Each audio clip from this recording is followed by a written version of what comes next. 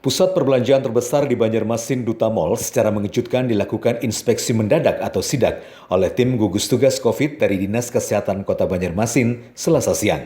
Dipimpin Kepala Dinas Mahli Riyadi, seluruh akses masuk menuju ruangan perbelanjaan dicek satu persatu fasilitas layanan protokol kesehatannya. Dimulai dari tempat cuci tangan yang mudah dijangkau hingga fungsi kelayakan keran air mengalir tidak luput dari pemeriksaan tim gugus tugas. Sebagai bagian dari penerapan adaptasi kebiasaan baru atau AKB, seluruh pengunjung Duta Mall juga dipantau kedisiplinan dalam menerapkan penggunaan masker. Ini dilakukan karena pusat perbelanjaan menjadi tempat yang rawan penularan virus COVID-19. Nah, mall ini sudah buka dan kita melihat secara langsung apakah mall ini sudah menerapkan protokol kesehatan dalam penerapannya.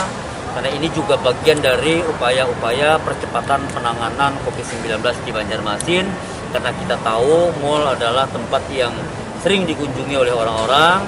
Dan setelah berkeliling tadi di semua pintu-pintu masuk yang tentunya kita lihat apakah mall ini sudah menyediakan sarana cuci tangan pakai sabun dengan air yang mengalir.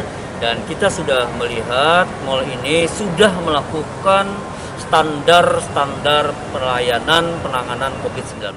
Hasil inspeksi mendadak ini memastikan jika sejumlah tenan yang berada di mal tersebut sudah mematuhi protokol kesehatan.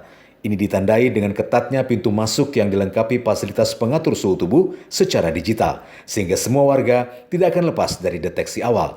Bahkan di beberapa titik sudah diberi tanda untuk menjaga jarak antar pengunjung sebagai bukti kesadaran masyarakat Banjarmasin yang ingin berbelanja di Duta Mall sudah tinggi.